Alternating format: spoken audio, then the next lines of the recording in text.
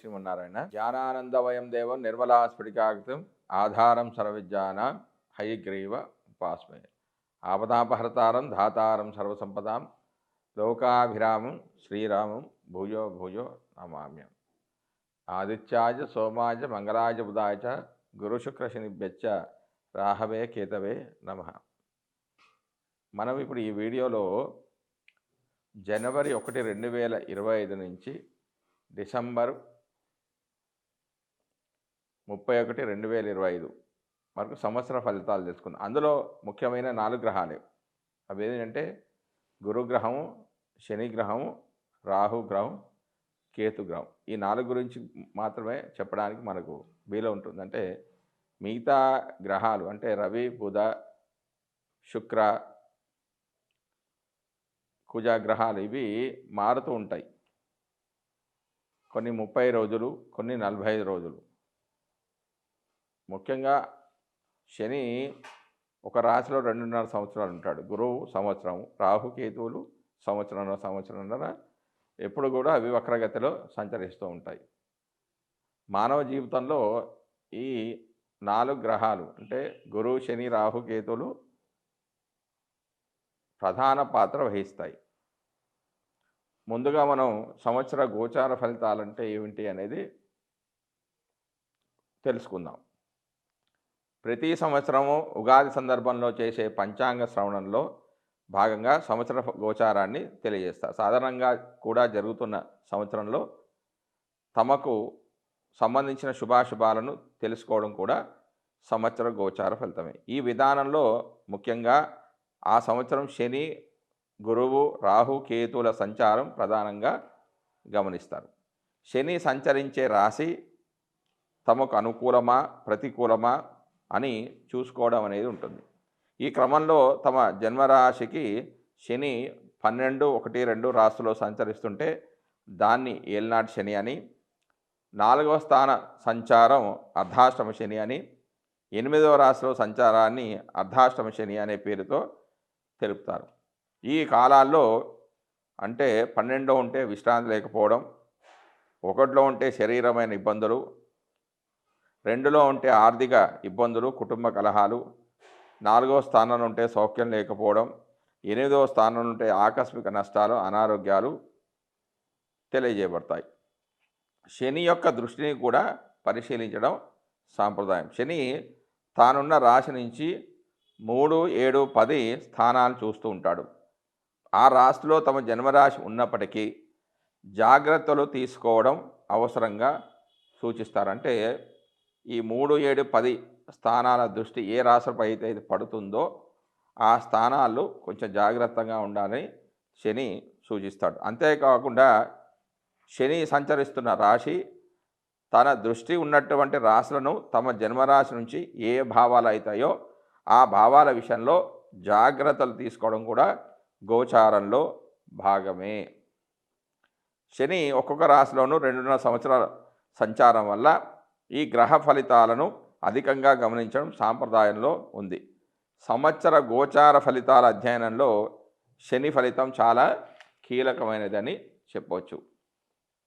గురుగ్రహ సంచారాన్ని కూడా సంవత్సర గోచారంలో భాగంగా పరిశీలిస్తారు. గురువు తానున్న రాశి నుంచి 5, 7, 9 రాశులను చూడడం వల్ల ఆయా రాశుల వారికి అనుకూలతను తెలియజేయడం జరుగుతుంది. జన్మరాశి నుంచి 2, 5, 7, 9, 11 రాశుల్లో సంచరిస్తున్నప్పుడు ఆర్థిక, సంతాన, వైవాహిక సంతృప్తి, లాభాలను పొందవచ్చు. గురుదృష్టి ఉన్నటువంటి భావాల్లో లోపాలున్నా కూడా సరిదిద్దబడతాయి. ఆ సంవత్సరంలో ఏ కార్యక్రమాలకు అనుకూలమో ఏ కార్యక్రమాలకు ప్రతికూలమో కూడా గురుగ్రహ గోచారం ద్వారా మనం గమనించవచ్చు. నూతన సంకల్పాలు నెరవేరడానికి, వివాహ, సంతానాది అంశాల్లో పరిపూర్ణత కోసం గురుగ్రహ గోచారం అనుకూలంగా ఉండే విధంగా చూస్తుండడం అనేది సాంప్రదాయం. రాహుకేతువులు తామున్న రాశులకు అనుసరించే భావాలకు సంబంధించిన అశుభ ఫలితాలను ఇస్తుంటాడు. ముఖ్యంగా 3, 6, 11 స్థానాల్లో తప్ప మిగిలిన స్థానాల్లో ఆయా భావాలకు లోపాలను తెలియజేయడం గోచార సాంప్రదాయం. ఏదైనా శుభగ్రహంతో కలిసి ఉన్నప్పటికీ ఆ గ్రహం యొక్క శుభత్వాన్ని తగ్గించే విధంగా రాహు కేతువు గ్రహాలు ఉంటాయి. అందువల్ల ప్రతి రాశి వారికి రాహు కేతు ఉన్నటువంటి భావాలను జాగ్రత్తగా చూసుకోవాల్సి ఉంటుంది. శని, గురువు, రాహు, కేతువులు అధిక కాలంలో ఒకే రాశిలో సంచరించడం వల్ల సంవత్సర ఫల నిర్ణయంలో వీరి ప్రాధాన్యం అనేది అధికంగా ఉంటుంది.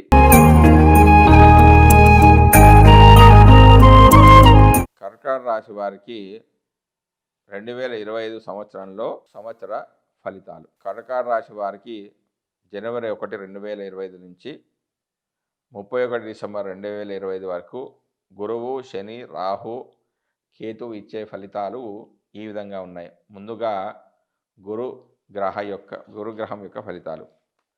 గురువు జనవరి 1, 2025 నుంచి 13 మే 2025 వరకు లాభస్థానంలో సంచరిస్తూ ఉన్నాడు. 11వ రాశిలో శుభఫల దాత. సర్వతోముఖాభివృద్ధి, బలము, తేజస్సు, మంత్రసిద్ధి, ఉద్యోగ వృద్ధి, కీర్తి, సంతాన ప్రాప్తి, నూతన ఉద్యోగ వ్యాపారాలు లాభిస్తాయి. బంధు సహకారము, అధికారుల అనుగ్రహము కలుగుతుంది. బంధుమిత్రుల సహకారంతో అన్ని పనులు కూడా పూర్తి చేస్తారు. కానీ 11వ స్థానానికి వేదస్థానమైన 8లో శని యొక్క సంచారం వల్ల నీచ స్త్రీలతో పరిచయము, వీర్య నాశనము, కలహము, గర్భకోశము, వాతవ్యాధి, స్థాన చలనము వంటివి కలిగే అవకాశాలు అనేవి ఉన్నాయి. మొత్తానికి ఈ స్థానంలో గురుడి సంచారం వల్ల 50% శుభ ఫలితాలు జాతకుడు పొందే అవకాశం అనేది ఉంది. తర్వాత మే 14, 2025 నుంచి అక్టోబర్ 17, 2025 వరకు లాభంలో సంచరిస్తున్నాడు. జన్మరాశి నుండి 12వ స్థానంలో సంచరించే కాలంలో పదవీ త్యాగము చేయవలసి ఉంటుంది. ఆస్తి నష్టము ఏర్పడుతుంది. బంధు వియోగము ఉంటుంది. శుభకార్యాలకే డబ్బులను బాగా ఖర్చు పెడతారు.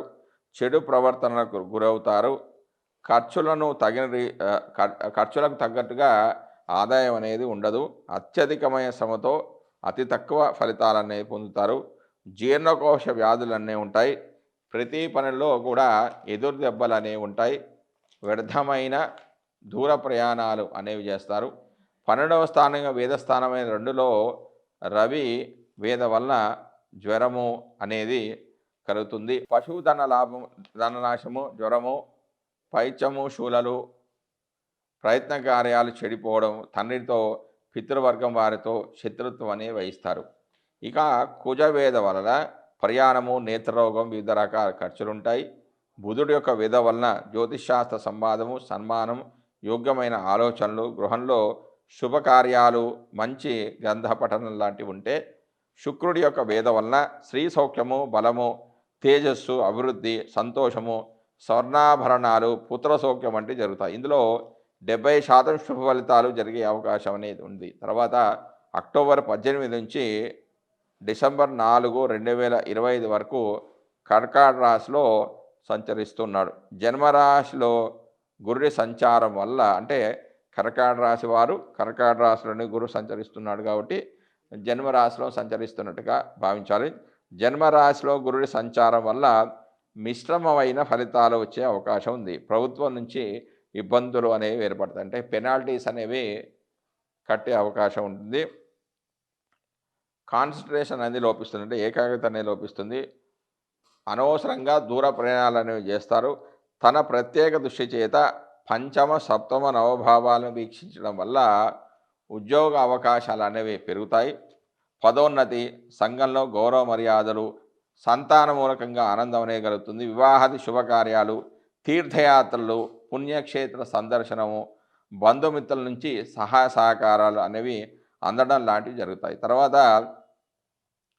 డిసెంబర్ 5 నుంచి డిసెంబర్ 31, 2025 వరకు వ్యయ స్థానంలో, అంటే 12వ స్థానంలో సంచరించడం చేత స్థాన చలనము, వృధా ప్రయాణాలు, దుఃఖము, ధన నష్టము, అనారోగ్యంతో పాటుగా శుభవ్యయం అనేది అవుతుంది. అంటే తీర్థయాత్రలకు, శుభకార్యాలకు డబ్బులను ఖర్చు పెడతారు. తర్వాత తన ప్రత్యేక దృష్టి చేత 4, 8 భావాలను వీక్షించడం ద్వారా కొంత బంధు విరోధము, ఆందోళన, అవమానము, సంసార సౌఖ్య లోపము, అనవసరమైన శ్రమకు, దేహ కాంతి క్షీణించడం లాంటి ఫలితాలు కలుగుతాయి.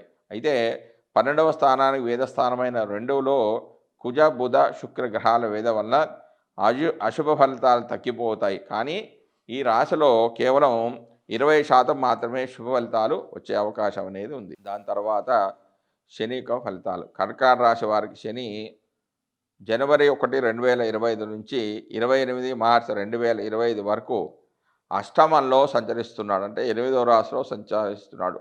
ఇది అంత మంచిది కాదు. జీవనం సక్రమంగా అనేది జరగదు. అధికారుల ఆగ్రహానికి గురి కావాల్సి ఉంటుంది. ఉద్యోగ బంధము, పదవీ త్యాగం అనేది ఉండే అవకాశం ఉంది. ప్రతి పనిలో ఎక్కువ అడ్డంకులు ఉంటాయి. అధిక ఖర్చులు ఉంటాయి. ద్వితీయ వివాహం అనేది జరగవచ్చు. కోర్టుకు వెళ్ళవచ్చు. అనవసరమైన గొడవలో దిగవచ్చు. దాని తర్వాత 29 మార్చి 2025 నుంచి డిసెంబర్ 31, 2025 వరకు కర్కాటక రాశి వారికి 9లో ఈ యొక్క శని సంచరిస్తూ ఉన్నాడు. 9వ రాశిలో సంచారము వల్ల అనవసరమైన ఖర్చులు ఉంటాయి. మానసికమైన ఆందోళనకు గురి అవుతారు. భాగ్యహీనత కలుగుతుంది. ఇది తండ్రికి మాత్రం మంచిది కాదు. తన ప్రత్యేక దృష్టి చేత 3, 6, 11 భావాలను వీక్షించడం చేత పదోన్నతి, ధారాపుత్ర సుఖము, ఆరోగ్యము కుదుట పడడం, సుఖభోజనము, బంధుమిత్రుల సహకారం, 9వ స్థానాన్ని వేదస్థానమైన 6లో రవి, కుజుల వేద వలన అశుభ ఫలితాలు అనేవి గోచరించే అవకాశం అనేది ఉంది. దాని తర్వాత రాహు యొక్క ఫలితాలు. కర్కాటక రాశి వారికి రాహు జనవరి 1, 2025 నుండి 17 మే 2025 వరకు 9వ స్థానంలో రాహు గోచరిస్తున్నాడు. ఈ స్థానంలో చెడు ఫలితాలే ఇస్తాడు. దూరదృష్టి, ప్రయాణాల్లో ఇబ్బందులు, ధనధాన్య నష్టం వంటివి ఉంటాయి. రాహు తన సప్తమ దృష్టి చేత 3వ స్థానాన్ని వీక్షించడం ద్వారా శారీరక బలము పెరగడం, ధనలాభం, సౌభాగ్యం వంటి శుభ ఫలితాలు కూడా ఇస్తాడు. జనవరి 4, 2025 నుంచి జనవరి 20, 2020 వరకు నవమ స్థానానికి వేదస్థానమైన 6లో బుధ సంచారం వలన జ్యోతిష్శాస్త్ర సంవాదము, సన్మానము, యోగ్యమైన ఆలోచనలు రావడం, గృహంలో శుభకార్యాలు వంటివి జరగడం వంటివి కూడా జరుగుతాయి. తర్వాత మే 18, 2025 నుంచి 31 డిసెంబర్ 2025 వరకు రాహువు కర్కాటక రాశిలో సంచరిస్తున్నాడు. 8లో స్థితి చెంది ఉన్నప్పుడు అనారోగ్యము, ఆందోళన, క్రూర జంతు భయము, కార్యనాశనము, ప్రయాణాలు అధికంగా చేయడం ద్వారా అలసిపోవడం, ధన నష్టం, కష్టాలు లాంటివి కలుగుతాయి. ఇందులో 70% మాత్రమే అశుభ ఫలితాలు అనేవి గోచరిస్తాయి. తర్వాత కేతువు యొక్క ఫలితాలు. కర్కాటక రాశి వారి కేతువు జనవరి 1, 2025 నుంచి 17 మే 2025 వరకు చతుర్థ స్థానంలో సంచరిస్తూ ఉన్నాడు. చతుర్థ స్థానంలో సంచరించే సందర్భంలో సుఖం లేకపోవడం, అధికంగా ప్రయాణాలు చేయడం, ఆడవాళ్ళతో గొడవలు పడడం వంటివి జరుగుతాయి. దశమ స్థానాన్ని వీక్షించడం ద్వారా కేతు తన సప్తమ దృష్టి చేత దశమ ద్వారాన్ని వీక్షించడం ద్వారా కొంత శ్రమకు ఓర్చి కొన్ని పనులు అనేవి పూర్తి చేస్తారు. మే 18, 2025 నుంచి డిసెంబర్ 31, 2025 వరకు 3వ స్థానంలో సంచరిస్తున్నాడు. ఈ స్థానంలో అతి బలవంతుడైన కేతువు శరీర బలాన్ని పెంపొందిస్తాడు. ప్రజల్లో తన మాటకు విలువ పెరిగేటట్టుగా చేస్తాడు. నవమ స్థానాన్ని వీక్షించడం చేత ప్రయాణంలో ఇబ్బందులను పెడతాడు. కొంత నష్టాన్ని కలిగజేస్తాడు. బలము, తేజస్సు, అభివృద్ధి అనేవి జరుగుతాయి. సంతోషము, బంగారు ఆభరణాలు కొనడం వంటివి కూడా జరుగుతాయి.